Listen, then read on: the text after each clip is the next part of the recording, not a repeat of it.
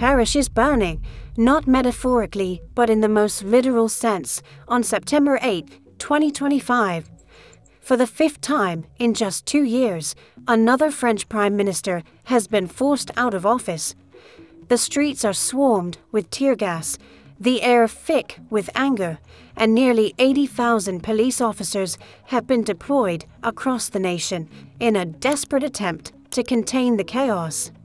Yet amid the smoke and shouting, there's one truth almost no one is talking about. Years ago, a handful of people saw this coming, and most of the world ignored them. The collapse of France wasn't on anyone's radar. Analysts warned of economic troubles in Italy, Greece, or even Germany, but not in Paris. Yet those who understood the hidden threads of the global economy, economists from Lagos to Dakar, recognized a deeper, quieter fault line that others refused to see.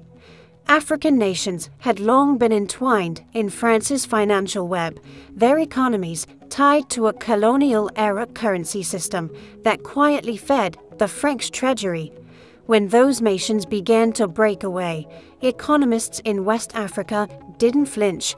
They had already done the math, traced the flow of wealth, and understood what would happen when the pipeline finally closed. Watch Paris, they said, not out of malice, but out of inevitability. What we are witnessing now isn't just another government crisis. It's not merely protests, political scandals, or fiscal mismanagement. This collapse is different. It didn't start in the streets. It began with a referendum held thousands of miles away, in 14 African countries, where citizens voted to abandon a currency most of the world barely knew existed. That decision struck at the very foundation of France's post-colonial economy. And when those nations finally said enough, France discovered that its empire of influence had been built on sand. Allow me to demonstrate. 1945, following World War II, France is rebuilding. The nation is in financial ruin. Its industry were devastated. Its dominion is disintegrating. This is a cunning move by France that its former colonies won't completely comprehend for another 75 years. The CFE France is created by it. Now, don't worry if this is the first time you've heard it. It's intentional. This type of mechanism functions best when no one is paying too much attention. Here's how it operates now. This French-controlled currency was required to be used by 14 African nations, such as Senegal, Mali, Ivory Coast, Burkina Faso, and others. Not a choice, required. The kicker is right here. Up to half of their foreign reserves had to be deposited in the French treasury. Have you gotten that? Half of their foreign reserves had to be deposited in the French treasury. French authorities control half of their money in Paris. Even though you own a firm, half of your earnings must go to your rival's bank account. Additionally, they set your exchange rate. Additionally, they are free to depreciate your currency at any time. France set it up that way. It lasted for 8 decades, 80 years. Why wasn't it stopped? Because the individuals who profited from the arrangement were frequently the same African leaders who had the power to halt it. And until recently, the angry individuals, ordinary Africans, were unaware. This is where things start to get interesting, though. This money wasn't just being hoarded by France, it was being used by them, putting money into it, funding businesses in France, maintaining artificially low borrowing costs in France. Through this technique, more than $850 billion left Francophone Africa between 1970 and 2008. Flight of capital, undercharging, repatriation of profits, funds that ought to have been used to construct hospitals and schools in Dakar were instead used to construct portfolios in Paris. The CFA franc, however, was only the cornerstone. The actual abuse? This is where uranium comes into play. Allow me to provide you with some figures that will make you furious. For Niger's uranium, France made a pitiful bid. The sum of all uranium sales in Niger? Approximately 100 million euros annually. That amounts to 5% of the national budget of Niger. Now observe the actions of France regarding that uranium. They turned it into nuclear power. 103 terawatt-hours of power were exported around Europe. Only within a year, exports of anti-nuclear machinery and reactors, generating $73.97 billion. Only a year away from uranium, Niger receives 100 million euros, $73.97 billion for France. That's crucial, so let me reiterate it. 100 million euros for Niger, $73.97 billion for France. And for decades, this continued. For decades, it continued. This is the section that should truly enrage you. Niger didn't take this lying down. They made an effort to bargain. Mamadou Issoufou, the president of Niger, made contact with Areva executives and French officials in 2014. That's why I've requested that the conditions of the agreement between Areva and Niger be re-equilibrated, he said. Niger sought to increase uranium royalties from 5.5% to 12%. As you can see, they're still far from getting what they truly deserve. At least it's closer to something equitable. Do you know what France did? French officials presented the demands as unattainable and costly, according to Reuters. They referred to it as unrealistic. France was earning billions. Billions. Additionally, French executives claimed that Niger's request for an additional 6.5% in royalties would not justify their activities. Then production was abruptly suspended by Areva, a large French energy business that operates in Niger. They now refer to it as maintenance. However, everyone was aware of what was happening. Pressure, political pressure is what that is. So, should we shut it down or accept our attempts? According to one source, France used to set its own pricing for uranium in Niger, and previous pleas for more equitable agreements were written off by French authorities as unrealistic, undreaming.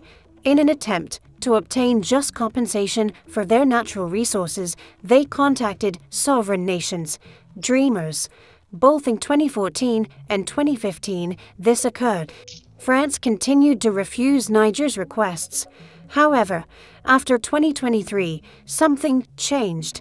French firms like Total Energies and Urano controlled the exploitation of minerals, oil, and gold in West and Central Africa, in addition to uranium. The trick is right here. They pulled methodically, not reporting enough. Suppose you only report 600 tons of uranium extracted from Niger out of 1,000 tons.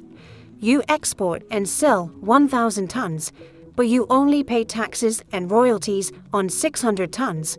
The remaining 400 tons is pure profit. It is sent directly to Parisian shareholders. In the 2010s, investigative journalists in Niger and Chad began to expose these practices. It was verified by supply chain analysts. The disparities were astounding. We are discussing billions of dollars in unreported royalties and unreported earnings. And keep in mind that they were mocked and told they were dreaming when Niger kindly requested to renegotiate. What transpired then when they ceased making courteous inquiries? However, it gets worse.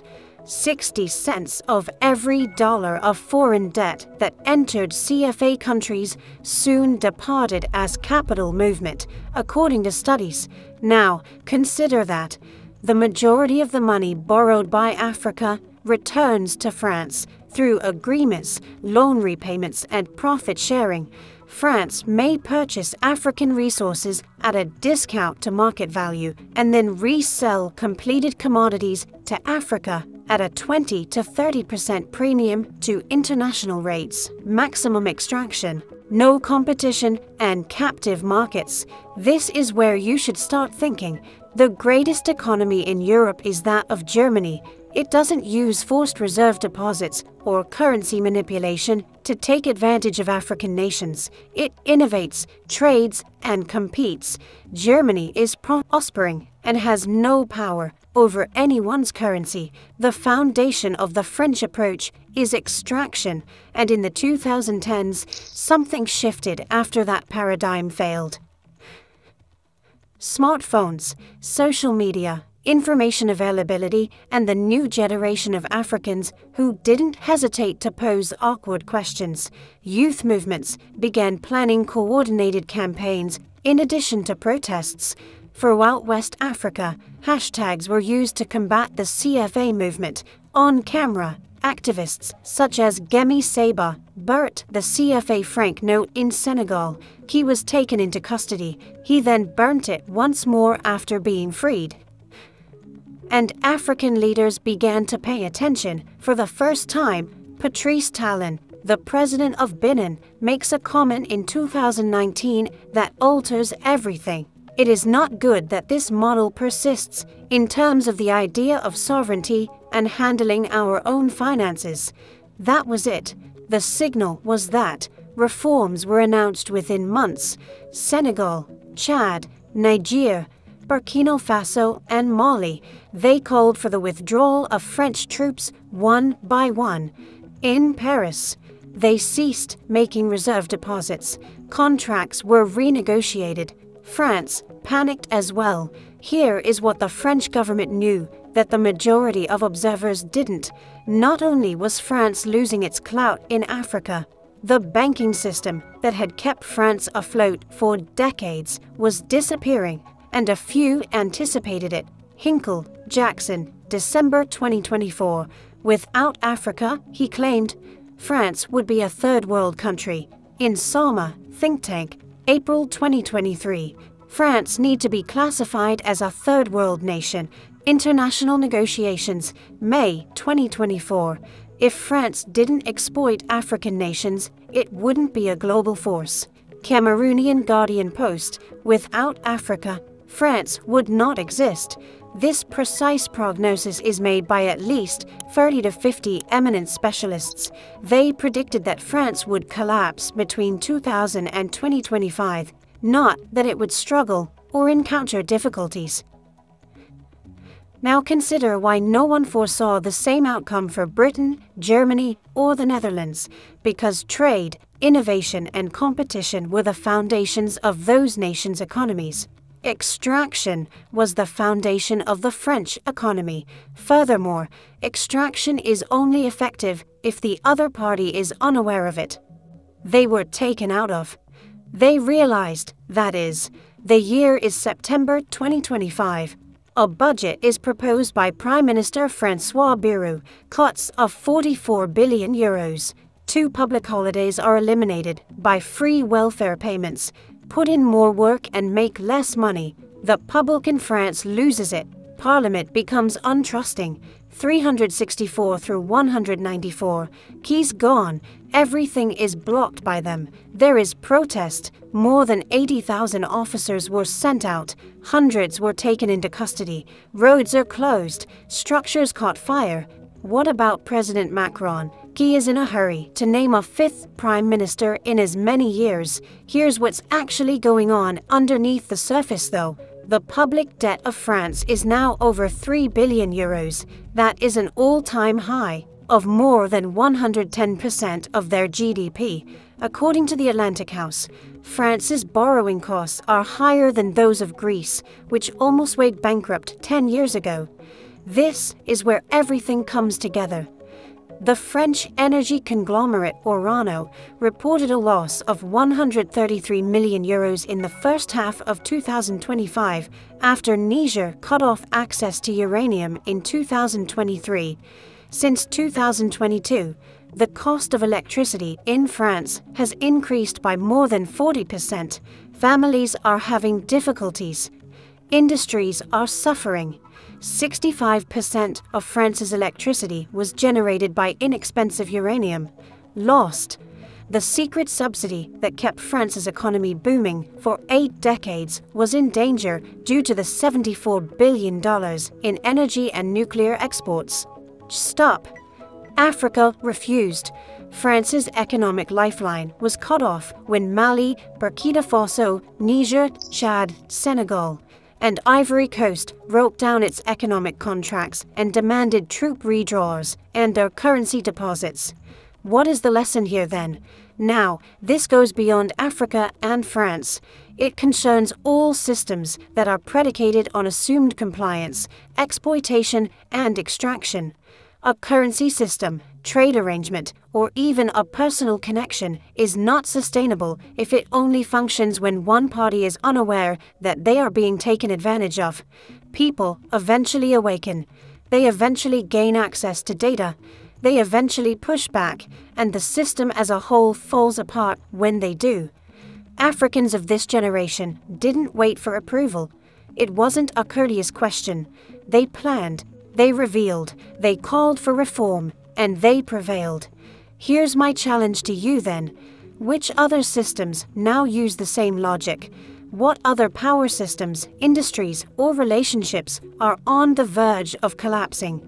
Consider your own nation, your own area, the partnerships being formed, and the trade agreements being inked. Who stands to gain the most? Who's being told they're getting something in return? What occurs when the truth is revealed? There is yet more to this tale, so please share your ideas in the comments section. France is only the first domino, and you might be even more surprised by the next one. You are in the proper place if you wish to comprehend the actual tactics and the changes in power that impact Africa and the rest of the world. We're diving deeper because the truth is always far more fascinating than the headlines. So hit subscribe, enable notifications, and share this video with someone who needs to hear it.